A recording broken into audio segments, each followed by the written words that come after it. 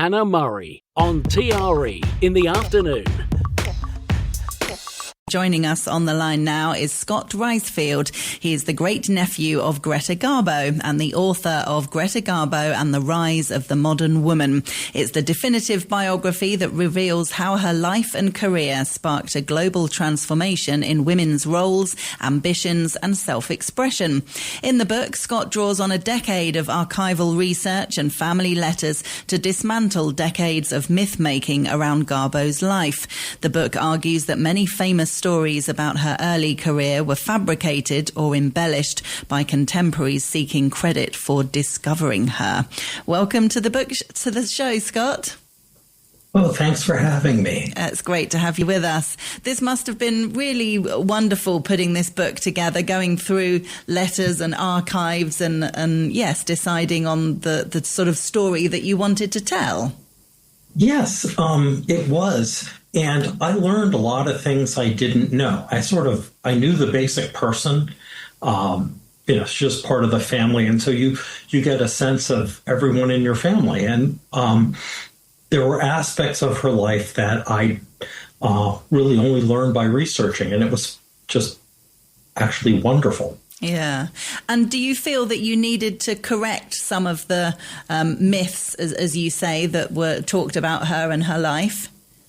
Well, I only because a lot of them took away her agency. You know, there'd be a story somebody made up about how they made Garbo's career when you saw what actually happened, she did it herself. So it was part of just the story is about her intent and purpose and also her intent, her vision of what women could be and what a woman's story was. And that's not what anybody else talked about. So she was a bit of a trailblazer in a way then, do you think? She was doing things and behaving in a way that we hadn't really seen before with women. Very much so. I mean, she wanted to play what she called interesting roles. She didn't want to play vamps. And her, I think, idea of an interesting role, which Thalberg realized was the kind of role that was what her audience wanted, was a complicated woman with problems in a very modern sense, who, made mistakes, made bad choices, and now was finding, her true heart, her true love. And those are the best Garbo stories. Yeah. And the kind of characters that a lot of women would have been able to relate to as well, which is often important in entertainment. Well, and that's one of the things I learned that I didn't know. I was able to see how women were instantly drawn to Garbo's characters from her first film in America. Her very first film, she was completely unknown, and MGM did spend money to draw people into the theaters.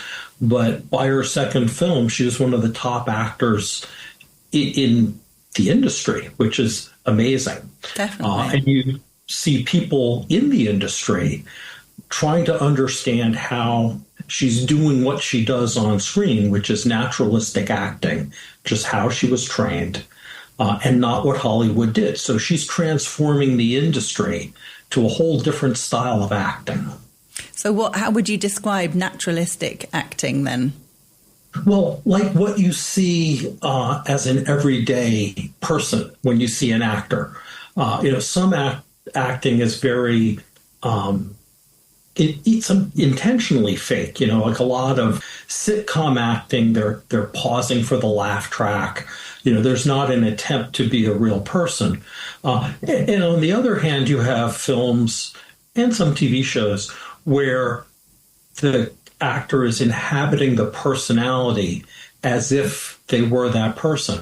100 years ago, maybe slightly longer, 110, 120, an actor on stage would deliver his big speech, not to the other actor, but directly to the audience. And if the audience applauded, he would repeat it. You would never do that today. No. And a lot of that had to do with, before electric lights, there was less light. Theaters were darker, the stage was darker, and the same with film. And Garbo was fortunate because in 1925, the industry started using panachromatic film, which made close-ups work better, and close-ups were where she could really reveal her thoughts to the audience with just little eye movements and things like that. Yes, audience members commented, didn't they, on the fact that they felt like they knew her thoughts, they knew what she was thinking, which incredibly powerful. Well, yes. And then, not just in silent films, but in sound era, you can see the audience reaction to her by the way she was written about, not necessarily in articles, but in the quantity of mentions in the fan magazines. She is who they write about because that's what people want to read about. There's actually this one fan magazine that apologized for not having a Garbo issue in like January. In their April issue, they apologized to the readers because they hadn't included a Garbo article. Yeah, amazing. And fantastic to see that her contemporaries and colleagues all loved both working with her and watching her. Some great quotes in the book from the likes of Bette Davis, Joan Crawford, Orson Welles, all having amazing things to say about her. Well, yeah, I mean, that, acting now is full of incredible naturalistic actors. And Bette Davis is almost the same age, but she got there first, and as people figured out what she was doing, the whole industry was able to adjust. But I think, she was sort of the first person to really bring that. Not completely first. I mean, Norma Talmadge was basically a naturalistic actor too, but she didn't have Garbo's talent, and that was the other thing. She was just when she started, the most talented actor there. It's interesting, isn't it? I hadn't heard of naturalistic acting before because now it's just acting. That's the way that people would do it. Of course you want to embody the character and you want people to think it's believable and that you are actually that person. That's kind of the whole point now, isn't it? Well, but maybe not in a Wes Anderson film, for instance. No, fair enough. So even today, people use both.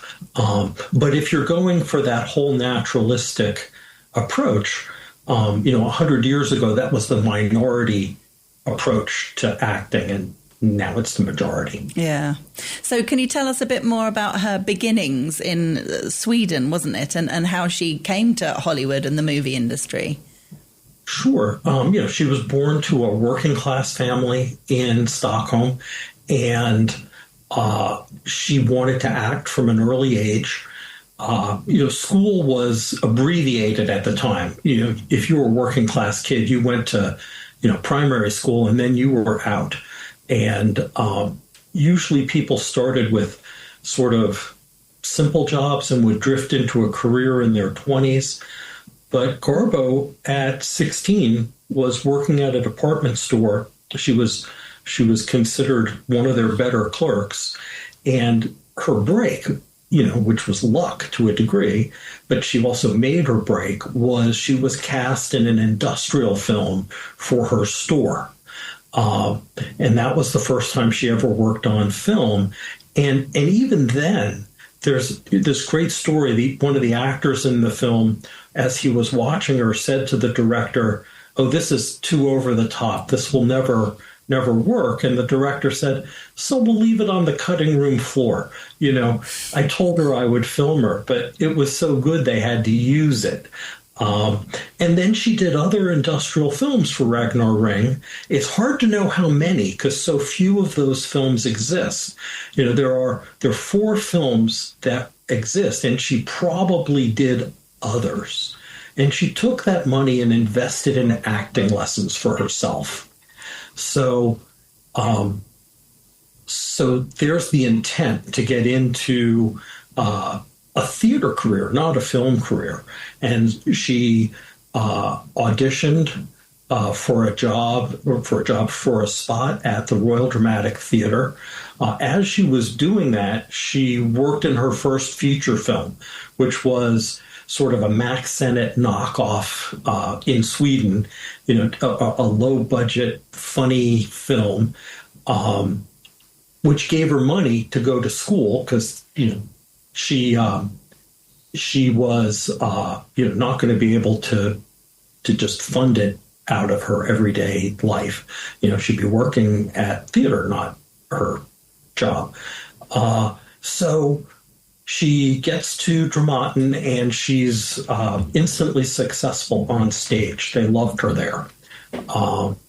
And that got her first movie role, which was a movie called Gösta Saga, which was the last of the great Swedish Golden Age films. And that connected her with Maurice Stiller, who was one of the two great Swedish directors. And that brought her to America. Louis B. Mayer had seen Gösta Saga and wanted to hire both Stiller and Garbo, and they would both eventually go to MGM. That's how she got to America. Amazing. And were you able to find a lot in her letters that were interesting that you use in the book? Yeah, I think the main thing about the letters, which were to my grandmother, her sister-in-law, was kind of how everyday they were. It's a couple hundred letters, and lots of them are just, thanks for dinner. The train ride back was great, was fine. Or would you like ration coupons for sugar? Or thank you for the gingerbread cookies, or what should we do for Christmas? Just the sort of everyday things that you would expect from family letters that, were just addressing the day-to-day. But there are also times where she talks about her career. She writes during the war how she would like the family to move back to Sweden, buy a farm like the one they had sold right as the war started, and she would make movies. She clearly is maybe a little ambivalent about her career during the war, but at the same time, when given projects, she wants to do them. And by given projects, they have to be projects she wants to do. Censorship has sort of curtailed her because the kind of woman she liked to portray, either in charge or in these, sort of complicated romantic positions, were movies that got censored. So there weren't a lot of projects coming together that she wanted to do. Mm. And interestingly, in the book, you talk about her private life as well, both her relationships and also her battle with anemia. Can you tell us a bit about that? Yeah, well, she had pernicious anemia, which I don't think people have understood. It's a lifelong condition.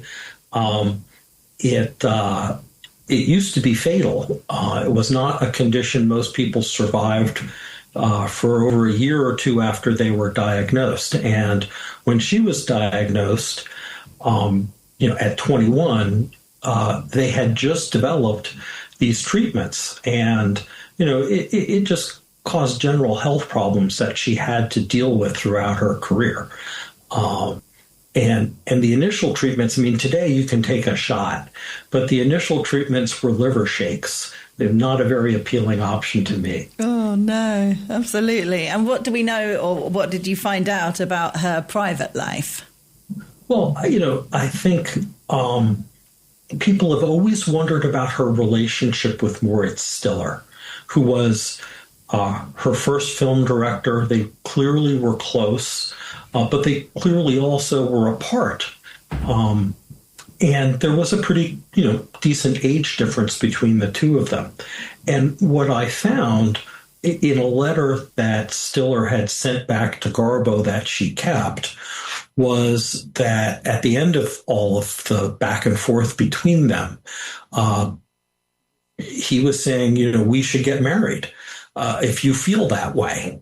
And then when she returned to Sweden in 1928 to return, she had taken a couple of her friends shopping and bought some knockout dresses and the quote was, to startle Stiller. So I think that her intent was to spend her life with Stiller. And unfortunately, he would die before she got back to Sweden. She had some other significant relationships, John Gilbert, which is not an unknown relationship.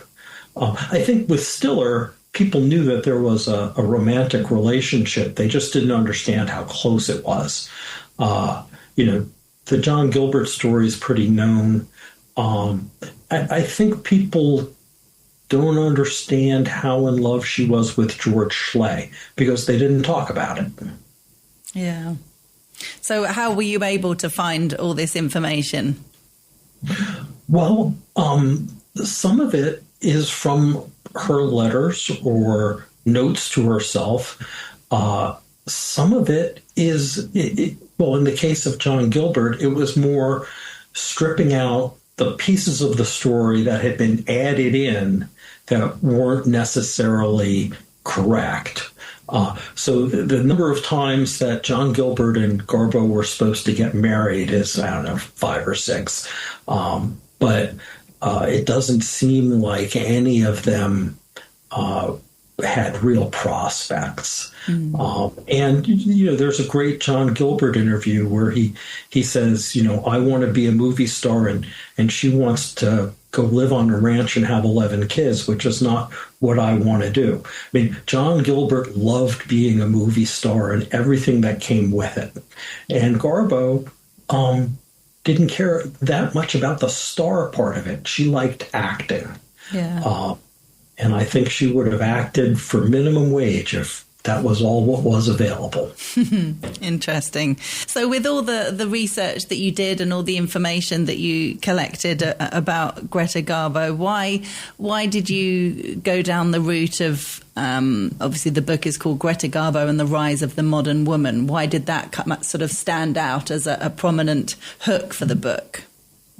Well, I think that's what she did at the time was help women become more modern, to give them ideas about their self-worth and the fact that they didn't have to be perfect little Victorian porcelain dolls.